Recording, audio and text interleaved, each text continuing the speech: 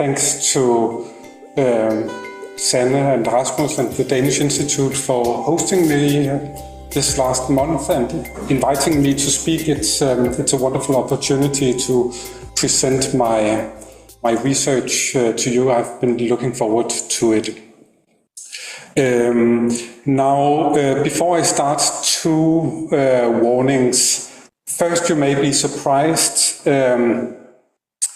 to find that my lecture begins with the early modern rediscovery of the ancient Greek novel, and not in chronological order with the origin of the ancient novel. By setting off in medias res, I shall imitate the narrative structure of the most famous Greek novel, which is the Ethiopian story by Heliodorus. Heliodorus knew that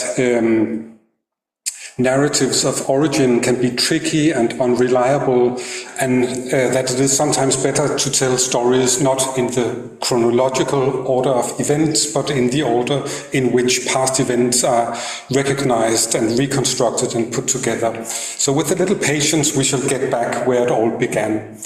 The second warning, especially to the art historians and artists among you in the audience, the first half of my lecture is accompanied with a blitz of slides with disturbing illustrations from Baroque painters. And though I do not have the time to comment as much on these illustrations as they require, I hope we can discuss their most significant or disturbing elements later on.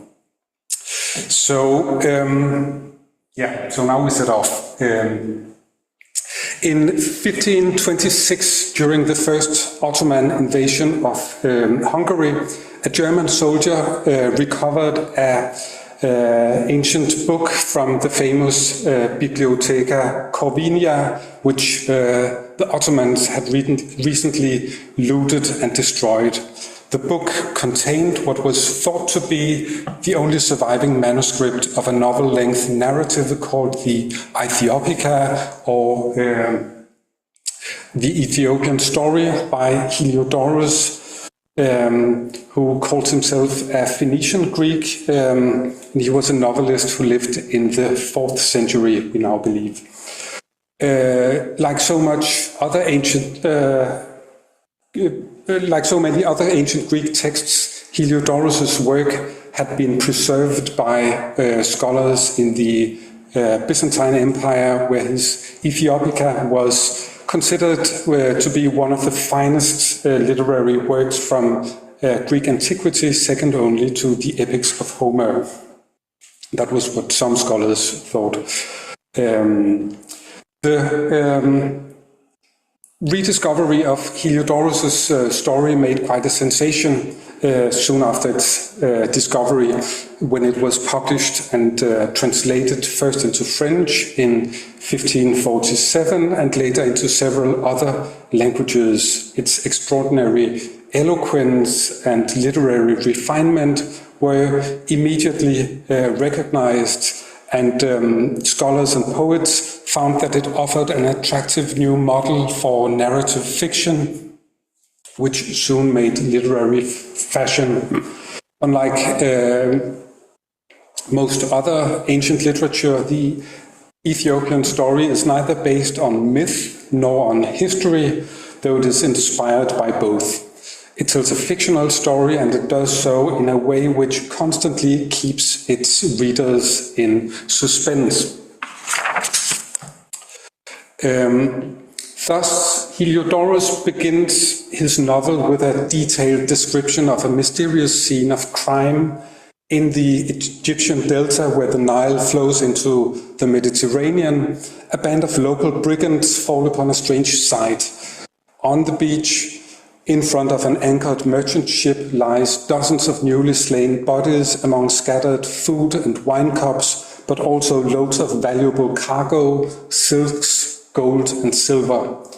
What dreadful festivities have taken place here?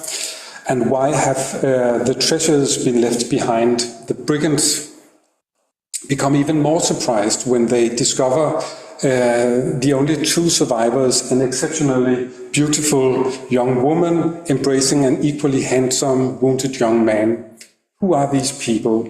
Are they humans or gods? They look to some of the brigands like Artemis and Apollo, and to others like the Egyptian goddess Isis mourning her dead husband Horus. The baffled brigands take the mysterious couple to their leader, and thus begins the story of Chariclia and Theagenes, which turn out to be the names of the two mysterious protagonists, whose stories gradually revealed they are Greeks traveling from Delphi to Egypt on a secret mission led by an Egyptian priest called Callirhoe. Later, when Callirhoe himself makes his appearance in the novel, he discloses much of the mystery in a long embedded narrative. Callirhoe is this Gandalf-like character. He's a sage, a father figure, a spiritual authority, but also quite a trickster who never discloses the full truth and is not always very reliable. He's been traveling to Greece on a mission for the Queen of Ethiopia. And in Delphi, he has found what he was looking for, the adopted daughter of the high priest of Apollo. This is, of course, our female protagonist, Chariclia, who, as it happens, is busy falling in love with a handsome young athlete, Theagenes, during the Pythian Games in Delphi. When they are alone, Callirhoe reveals to Chariclia that she is, in fact, the secret daughter of the Queen of Ethiopia, who has miraculously given birth to a white-skinned child, though she and the father, the king, are both black. Aethiops means burnt face in Greek.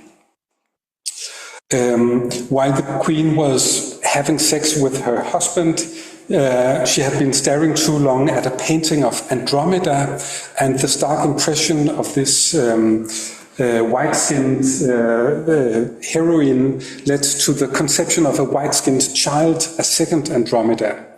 And in order not to cause a scandal, the prodigy was kept secret, and the royal child was handed over to a Greek traveler, Chariclia's adopted father, who was in Africa searching for the searchers of the Nile, of course. But because the royal couple has been unable to produce another heir to the throne, the queen has sent Callirhoe on a mission to find Chariclia, bring her back to Ethiopia, and prove her identity so the dynasty can survive. And I realize, also have given you a spoiler alert, but I didn't. Now it's too late. Together with Theagenes, Chariclia and Callirhoe flee from Delphi, are repeatedly captured by and narrowly escape from pirates, bandits, and foreign armies as they flee through the Mediterranean and through Egypt, which has been occupied by Persia, until they arrive in a war zone where Persia and Ethiopia are fighting each other, and finally they reach Meroe, the ancient Ethiopian capital of the Kush dynasty, south of Egypt. And after a complicated trial, Chariclia finally manages to prove her identity to her father, and she and Theagenes are embraced by the people and the king and the queen as the successors to the throne of Ethiopia. So quite a story, as you can hear.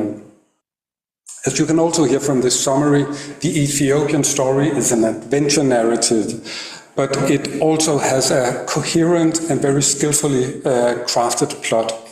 Unlike more simple adventure stories that begin with the beginning of the fable and run through a series of episodes and end with a happy conclusion, Heliodorus begins his narrative, as I said, in medias res, and the narrator shifts between telling the story in the order of events and in the order in which they are recognized and remembered and understood. And as such, the plot structure resembles that of Sophocles' famous tragedy about King Oedipus's tragic attempt to solve the murder mystery of his predecessor, King Laius, many years after the crime took place. Soon after the rediscovery of Heliodorus' Ethiopian novel, many of his literary qualities were recognized by early modern writers and readers who often praise his novel as exemplary in its adhesion to the rules of Aristotle's Poetics. The plot is coherent and the episodes succeed with necessity and probability. Most of them do, until the story is brought to its logical conclusion in the end. The narrative contains many episodes, reversals, many surprises, reversals, recognitions, but it never evaporates into pure fantasy. And furthermore, the protagonists are virtuous and yield to the rules of decorum, a requirement for serious literature in the early modern age.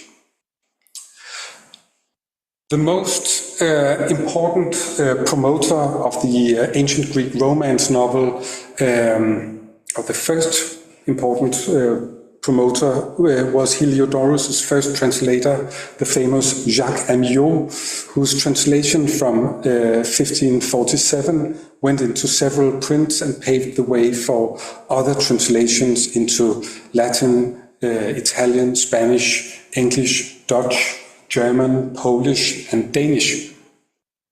Amyot supplied, and maybe you know, Amyot is probably most famous for his translations of Diodorus and Plutarch, but certainly also some of the ancient novels.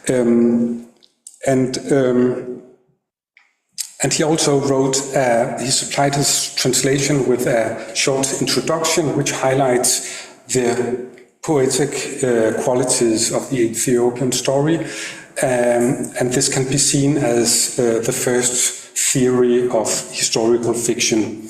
Here Amyot argues that though religion and history are the most elevated subjects of study, even scholars need to relax their mind now and then with literary entertainment in the form of fiction. Such fiction, however, should always imitate history and have a rational structure and contain moral edification in the way Heliodorus does. For Amyot, Heliodorus offered a model for fiction which could both yield to the rational demand for probability and necessity, but also provide surprise and wonder and entertainment by setting the story in exotic places where strange things can happen.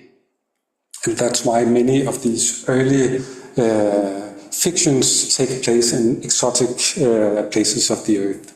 Amyot saw the Ethiopian story also as an antidote against the popular chivalric novels whose stories of dragon-slaying knights, evil wizards, monsters, and magical lands were a disgrace to reason and propriety in his and many other clericals and scholars' view. Amyot's diatribe against the chivalric novel and his suggestion of an alternative Heliodorian narrative model thus had a strong influence on early modern novelists. Soon other ancient novels were discovered and went into print.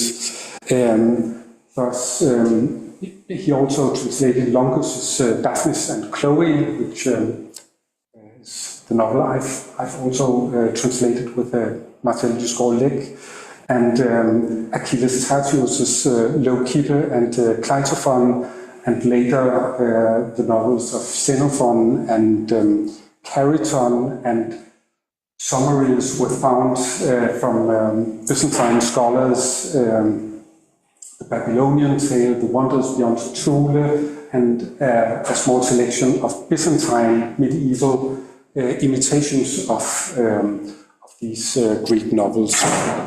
And together, these had a quite strong influence on the early rise of the novel in the 17th and 18th centuries. One of the many writers who was inspired by Heliodorus' novel and Amyot's criticism of the chivalric novels was Cervantes, who is often hailed as the father of the modern novel. Cervantes' Don Quixote is a novel about the debilitating influence of bad literature, in particular chivalric novels, and many of Amyot's arguments against the excesses of fantasy novels recur almost verbatim in the Canon of Toledo's lambasts against the genre, as the French historian Marc Fumaroli has pointed out.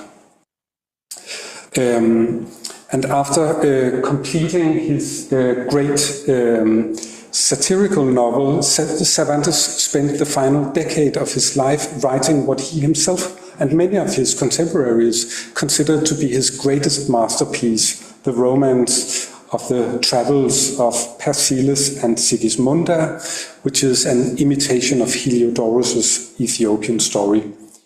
In Cervantes' novel, however, the two protagonists are not traveling, of course, from Delphi to Ethiopia, but from the legendary northern island of Thule towards Rome, the center of the Catholic world.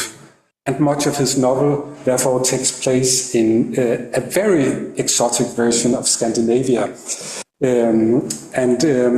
One of the great attractions of the ancient novels, both for ancient and early modern readers, are their capacity of geographical and ethnographical descriptions. So, like the other Greek novelists, Heliodorus was a learned writer who also wrote with an extensive knowledge of ancient geography and history, and his Ethiopian story contains detailed descriptions, deliberately blending facts and fiction of ancient Delphi, the Pythian games, life in the Nile Delta, folk religion in Egypt, Persian colonial power, and last but not least, the peoples of Eastern Africa that were connected to the Kush Empire in Meroe, which is, by the way, in modern Sudan. Similarly, Cervantes based his northern story on the Swedish bishop, ethnographer, and cartographer Ole Månsson, or Olaus Magnus' famous History of the Peoples of the North, Historia de Gentibus Septentrionalibus, from 1558, into which he blends all sorts of stories of the heathen natives of the newly colonized Americas. So you find barbarians who are like Indians scattered around in Scandinavia in his novel. Really entertaining and surprising. Similarly, many other writers from the age of early colonialism were inspired by the ancient novels' literary exploitation of ethnographical and geographical descriptions of the barbarian world. Clearly, the early modern fascination with the ancient novel goes hand in hand with a growing global consciousness, and also a growing colonial consciousness. This is perhaps best illustrated in a series of paintings commissioned by the Danish king Christian IV, who set up the first Danish trade colony in southern India and sought to expand Denmark into a colonial empire with very limited success, I should perhaps add. These paintings, which decorate the royal chamber of Kronborg Castle in Elsinore, portray scenes from Heliodorus' Ethiopian story. They were painted by the Dutch painter Gerrit van Honthorst, and another royal painter of the king, Carl von Manders, also produced a series of paintings from the Ethiopian story, which are, these are Honthorst. Sorry, I would have included, yeah, here it is. This is Carl von Manders. His series of paintings are now displayed in Kassel. These paintings from Honthorst and Manders reveal a strong fascination on the one hand with the elegant romance of the noble and beautiful couple Chariclia and Theagenes, but of course they also are strongly attracted to the female protagonist's black heritage and her exotic origin. So the splendors and riches of Asia and Africa had a strong appeal on the Danish king, who was constantly short of money for his expensive ambitions. As Heliodorus knew, the ancient Ethiopian empire of Meroe or Kush was a geopolitically important partner on the trade route. Perhaps I should go back here. On the trade route between Europe and Asia in the 1st and 2nd centuries.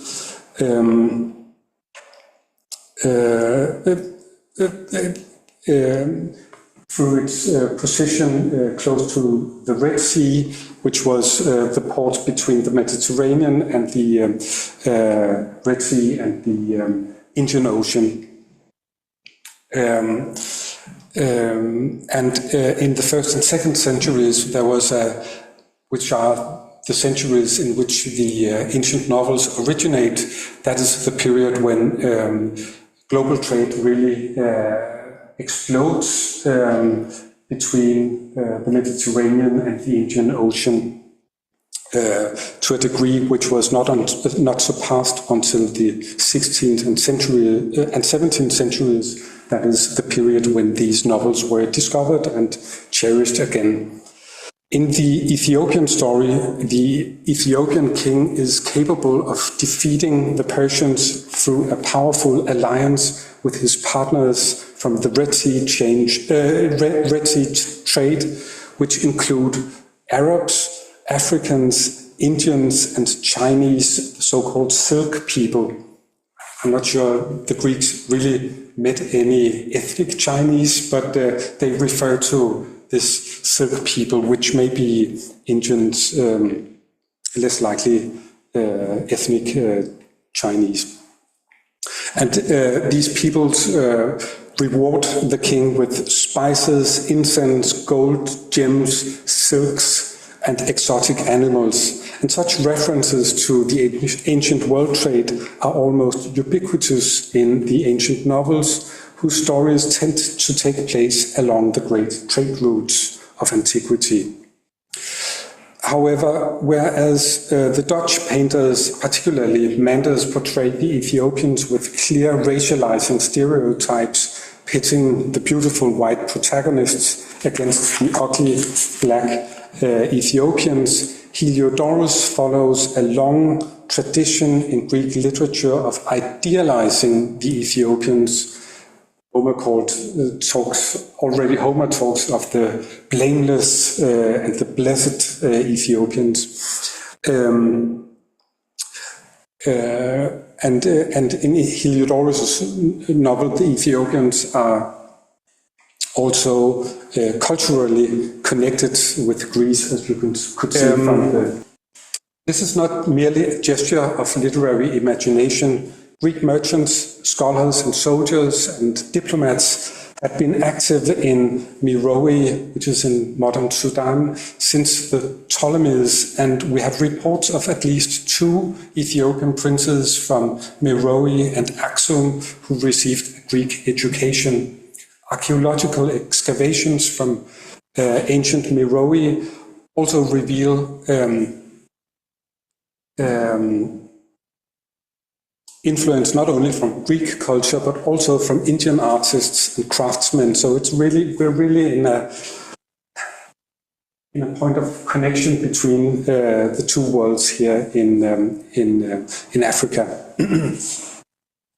So if the Dutch paintings suggest the superiority of Greek culture over the barbarians, this is certainly not the case in Heliodorus' novel, which constantly puts the Greek foundations of Greek culture into question and finally settles its protagonists as heirs to the throne of Ethiopia instead of returning them to Greece, as all the other Greek novels tend to do.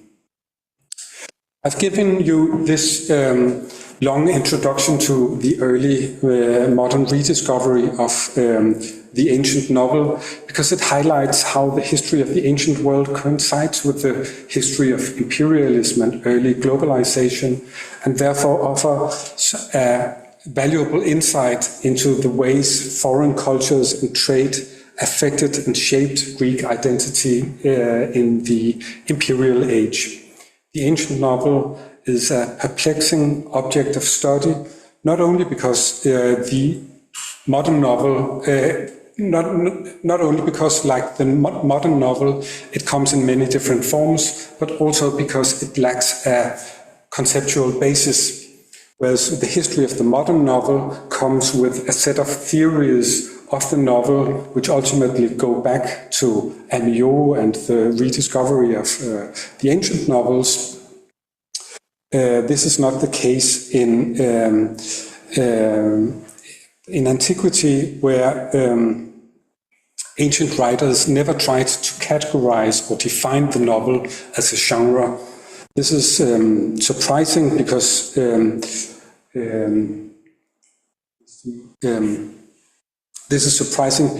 genre definitions and hierarchies played such an important role in ancient literary culture. Often the novels are simply just referred to as logoi, diegema, erotici plasma, or drama, so stories, narratives, erotic compositions, dramas.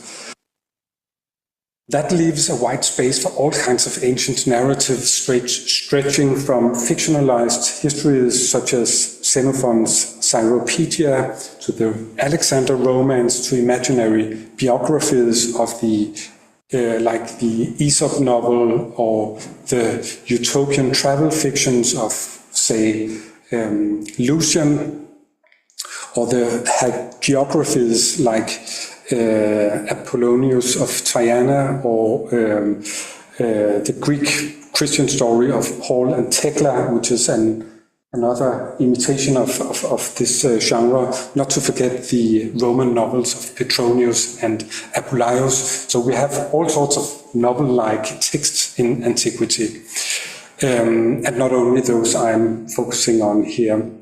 However, scholars tend also to agree that there's a significant generic and thematic convergence towards a certain romance plot structure, which can be found in the so-called Big Five novels, which are the five extant novels of Chariton, who's the earliest, Xenophon of Ephesus, Achilles, Tatius, Longus, and Heliodorus. They also converge with the surviving fragments of more than 30 lost works and the extant summaries from Byzantine scholars on the works of such as the Babylonian Tale and the Wonders Beyond Thule.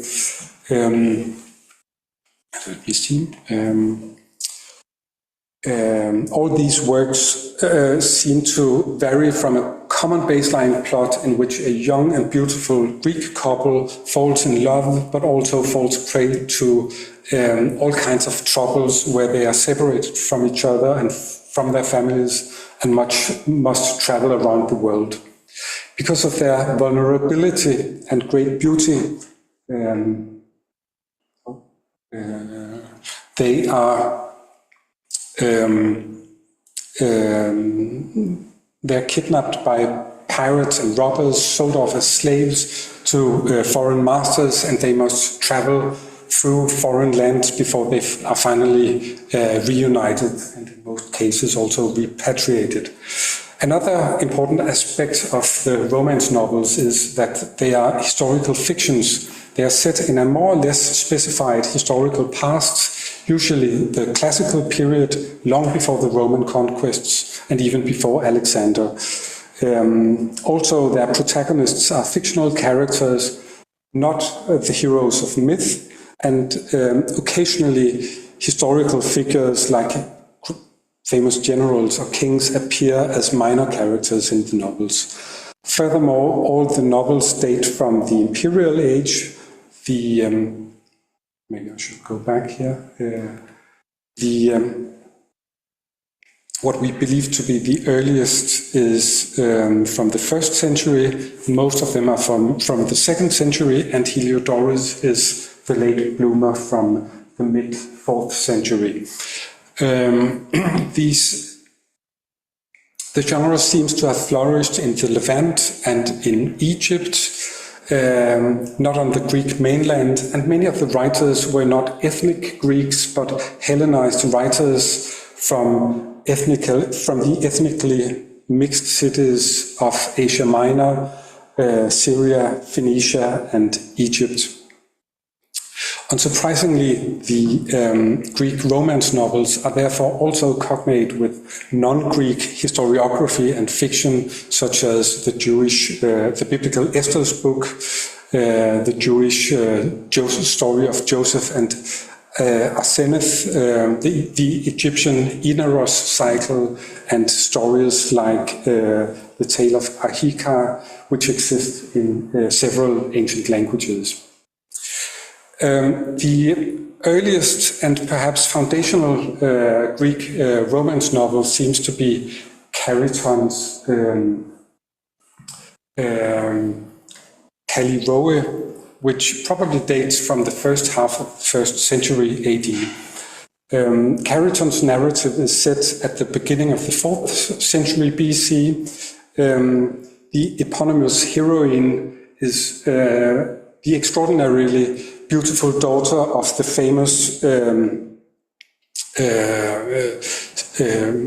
general Hermocrates from Syracuse, who's famous for defeating the Athenians in the Peloponnesian War. Callirhoe falls in love with the handsome young nobleman Chariton, and they are soon happily married. However, the extreme beauty of Callirhoe is a constant source of desire, envy, and trouble for the young couple. Jealous rivals lure the immature Chariton into believing that his young wife is having an affair, and in a sudden fit of frenzy, Chariton kicks his wife in the stomach, and apparently she falls dead. She is immediately buried by her family and repenting husband, but when grave robbers loot her grave in the night, they discover that she's not dead, she's alive, and they bring her on a ship in order to sell her as a slave. She ends up in the household of the wealthiest man of Miletus, a Greek city in the Persian Empire then. And here she discovers that she's pregnant and ends up marrying this wealthy Greek man Dionysius in order to save her child. And in the meantime, Chariton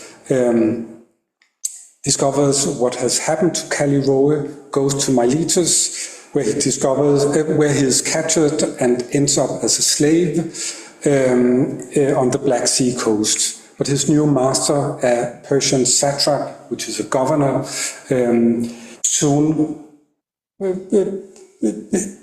the satrap soon catches sight of the beautiful Callirhoe and is immediately infatuated with her.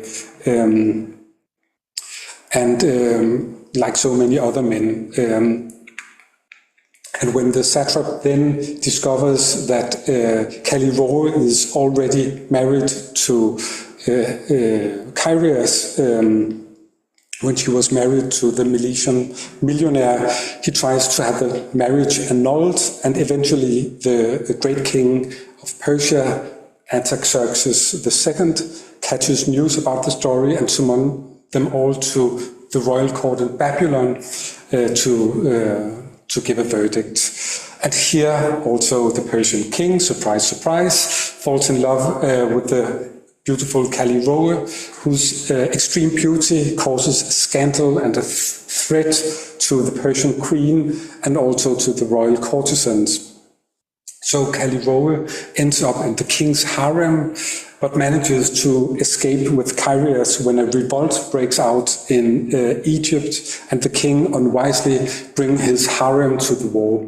And finally, the two star-crossed lovers can go back to Syracuse and resume their marriage. As you can hear, Callirhoe is both an action-packed historical fiction, but also an erotic romance. The story is set around, as I said, the end of the Peloponnesian War during the reign of the historical king Artaxerxes. And it is clear that the author draws on many famous Athenian or Greek historians, such as Thucydides, Herodotus, Xenophon, who fought as a soldier in a Persian court revolt against Artaxerxes, and also Tatius of Cnidus, who was the Persian king's physician, and who wrote a then famous book about the Persians. But importantly, Chariton's Callirhoe is also a historical fiction which only draws on history insofar as it suits the telling of a good story. So, for instance, the Egyptian revolt only took place several decades after the reign of Artaxerxes. Yet the really pioneering novelty of Chariton's work was to insert a narrative motor of desire into the telling of imaginative history. So what drives Chariton's plot from the beginning to the end is the extraordinary beauty and erotic power of the heroine and the irresistible desire she arouses among men, a power which, with the forces of nature, draws her against her will towards ever higher echelons of power, from Syracuse to Miletus and to the heart of world power, the court of the Achaemenid Empire. Chariton's romance even takes us to the most secret part of the Persian court, which is the royal harem, where the beauty of Callirhoe becomes a threat to the king, to the queen and the courtesans, as I mentioned before. Thus, Chariton appeals to an overwhelming Greek fascination and Orientalist fantasy about the Persian royal harem and its influence on imperial politics. Greek historians were fascinated by the political power of ancient queens and concubines, and thrilled because these powerful women were kept away from the gaze of the public. And readers of Herodotus will perhaps remember how Herodotus begins his history with about the rise of the Persian Empire with the story of Gyges, who spies at the queen of Candaulus when she undresses in her bedroom, and this becomes a scandal and starts a long story told by Herodotus. Yet since no Greek historian, and not even Tatius, the royal physician, ever had access to the royal harem, it remains very much a fantasy which no serious historian could ever write about without compromising his reliability as a historian. Even Herodotus only writes about such things in small anecdotes. A novelist, however, can take the reader anywhere he or she desires, and as such, Chariton offers his novel as a supplement to history, which can take the reader to the most foreign, secret, wonderful, and intimate circles of power, and almost anywhere in the world. And just as many Greeks in the 5th century BC had looked upon Persia with a mixture of fascination and terror, so did many people in the Roman Imperial age, especially in the eastern provinces of the empire, when the Persians were bouncing back into power and becoming the systemic rival of the rival empire of Rome. Chariton's narrative motor, where two extraordinarily attractive young lovers fall into the hands of shifting enemies whose violent desires draw the protagonists to distant exotic places and powerful places, was soon taken up by many other ancient writers, and the components of Chariton's narrative motor were not his own invention. Romances and travel stories already existed in many forms, and not only in the Greek language, but the way in which his motor, so to speak, could take his protagonists and readers around the world was something new, and many other writers followed in his way and developed the narrative motor to perfection. Also in Heliodorus' Ethiopian story, the two protagonists are constantly threatened by the desire of others. When bandits discover Tatius and Chariton in the beginning of the story, they take them to their leader, who immediately falls in love with Chariton. And they only escape when Persian soldiers attack the brigands, but then Tatius is soon caught by the Persians and sent to their satrap, who wants to give him as a gift to the great Persian king, but is eventually prevented from doing so by the satrap's wife, who also falls in love with the handsome young Greek gentleman. Perhaps because the protagonists become high-value commodities in a way that distinguishes them from the heroes of most other ancient genres, especially epic. The Greek romance novels also offer a fascinating insight into the ancient world trade and how it was perceived and imagined as one. As I have already mentioned, the rise of the ancient Greek romance novel coincides with a spike in global trade, which was unparalleled until the early modern age. Through the annexation of Egypt after the Battle of Actium in 31 BC, Rome had gained direct access to the great Egyptian and Greek trade ports in the Red Sea, Myos Hormuz, here in the Arabian Gulf, Berenike and Arsinoe, where silks, ivory, gems, incense, medicine, spices such as pepper, cinnamon, and cassia were imported in ever-increasing quantities from India, Arabia, East Africa, and the Far East, with access to markets that now stretched with to the limits of the Roman Empire, to England, to Spain, to the Black Sea region. The flow of import commodities through Egypt and the Levant exploded to an extent that keeps surprising historians and archaeologists today. It is now estimated that perhaps a third of the total tax revenue of the Roman Empire came from trade tariffs in the Red Sea. So quite Donald Trump's dream.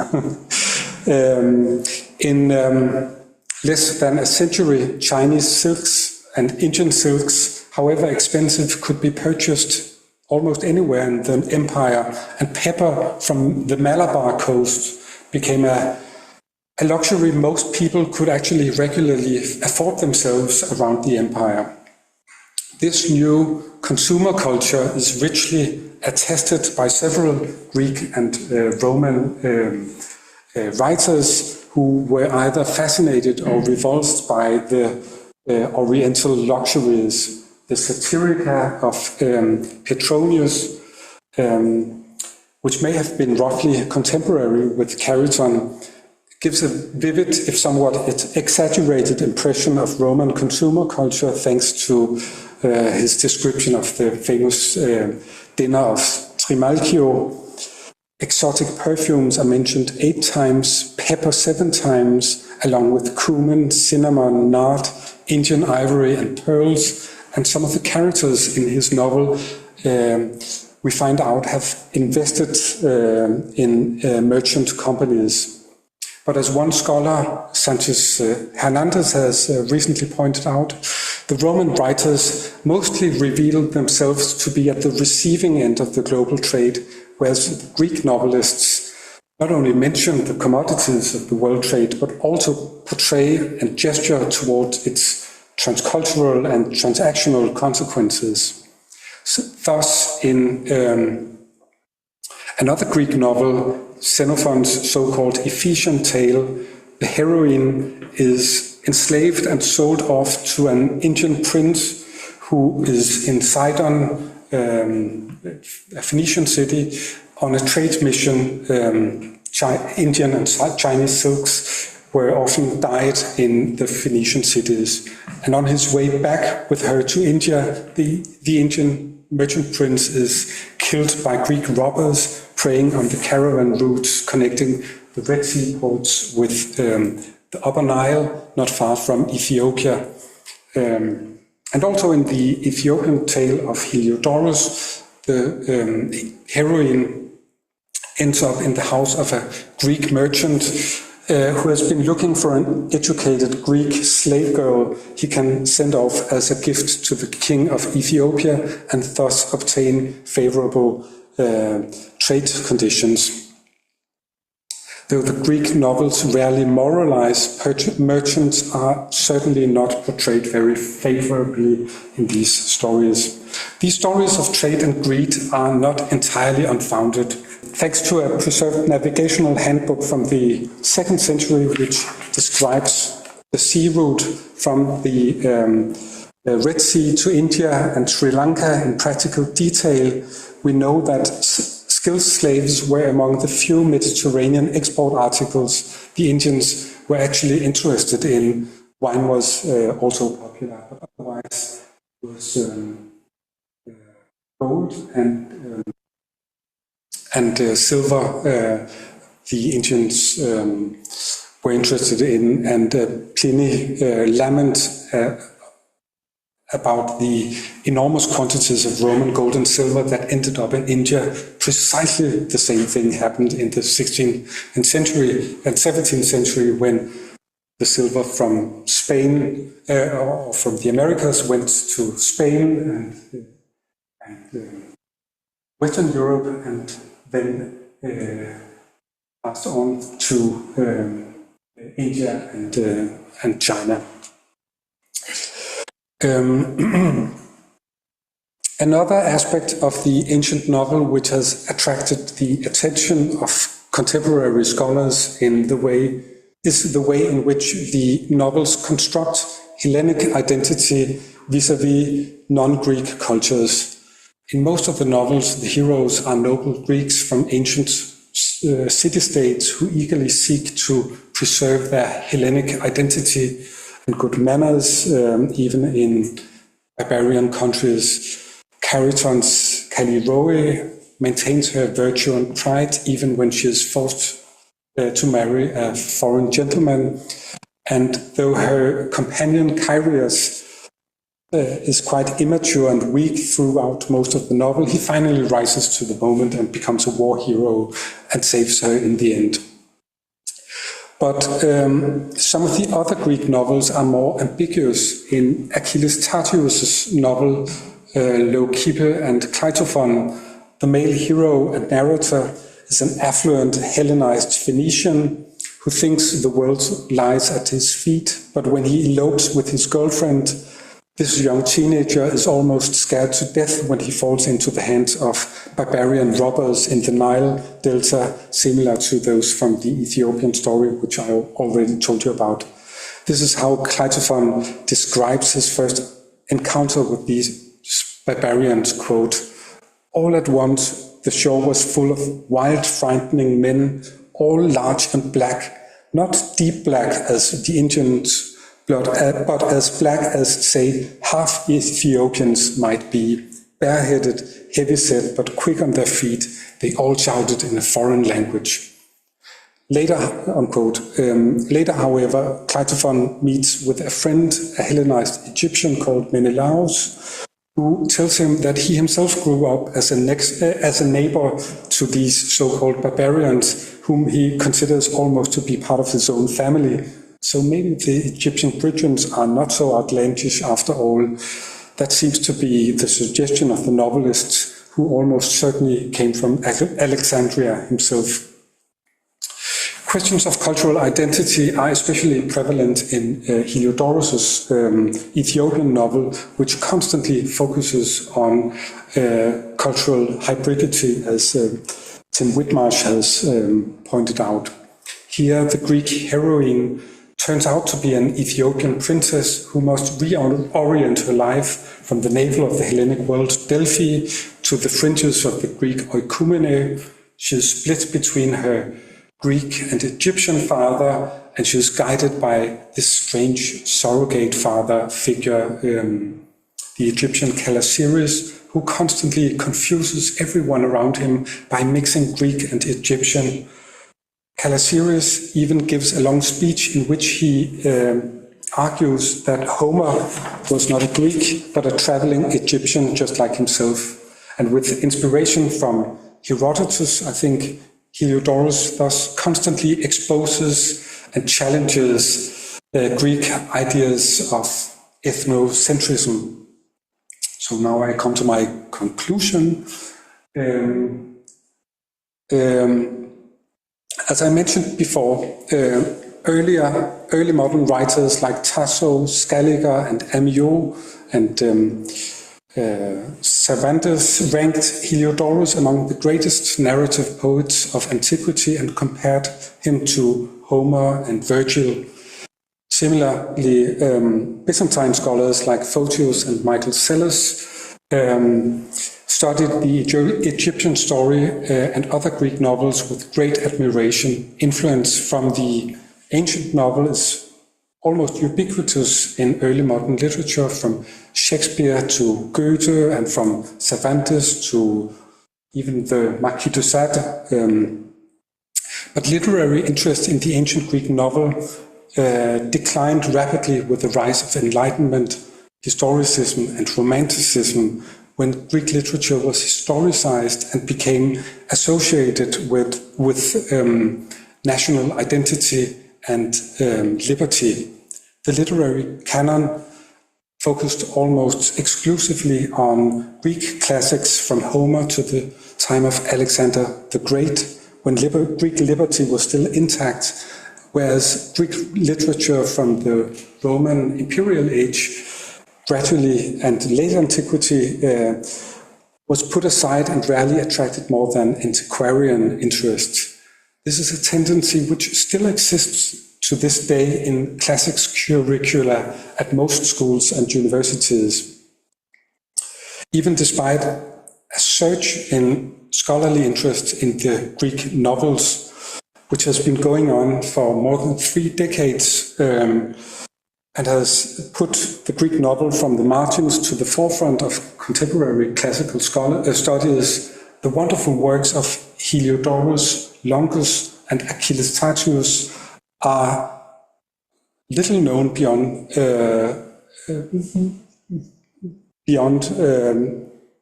the scholarly republic.